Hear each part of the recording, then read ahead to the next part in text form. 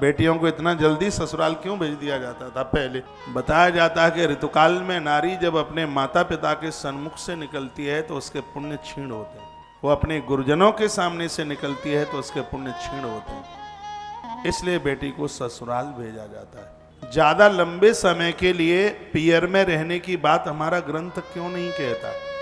क्योंकि नारी के महीने के कुछ दिन ऐसे हैं, प्रकृति का एक रूप है जिसमें वह पूजा पाठ नहीं कर सकती, और ऐसे दिनों में नारी को ससुराल में ही रहना चाहिए। ना वो तीर्थों में जाए, ना गुरुजनों के पास जाए, और ना अपने पियर में जाए। और इसी वजह से पहले जल्दी विवाह किए जाते थे, और इसीलिए एक पिता पाड़े ग्रहण के रूप में अपनी लाडली सी कन्या को कन्यादान करके उसको ससुराल भेजता है।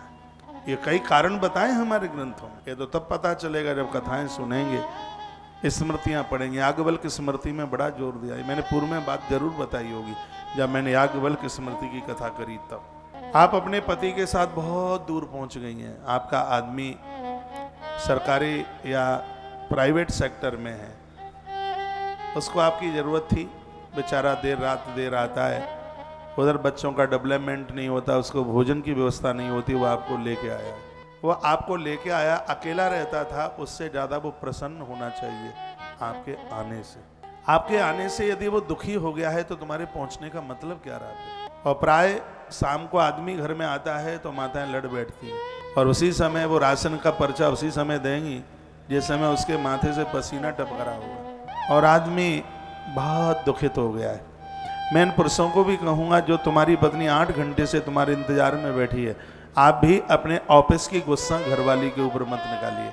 वो भी इतनी भोली सी है, पूरा बाहर का गुस्सा उसी बेचारी के ऊपर निकाल देते हैं, जाके उसी को दावा लेते हैं। ऐसा मत कीजिए। घर से ऑफिस के लिए जाएं तो ऐसे जाइए जैसे 4 धाम की यात्रा के लिए जा रहे हैं। बच्चों को गले से लगाइए, पत्नी के सिर के ऊपर हाथ रखिए, कहिए चिंता न करना, समय से आ जाऊंगा।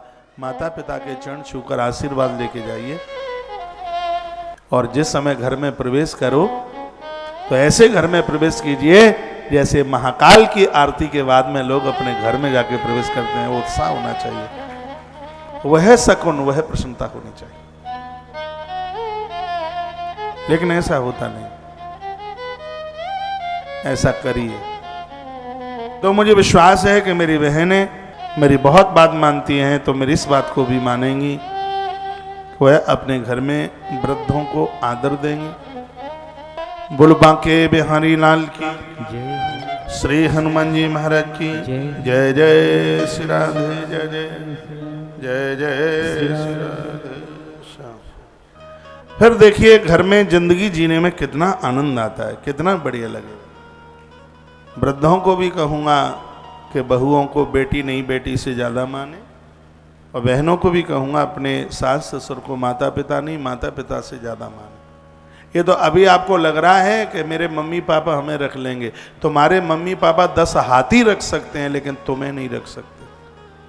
तुम्हें रख लेते तो हाथ पीले ही क्यों करते?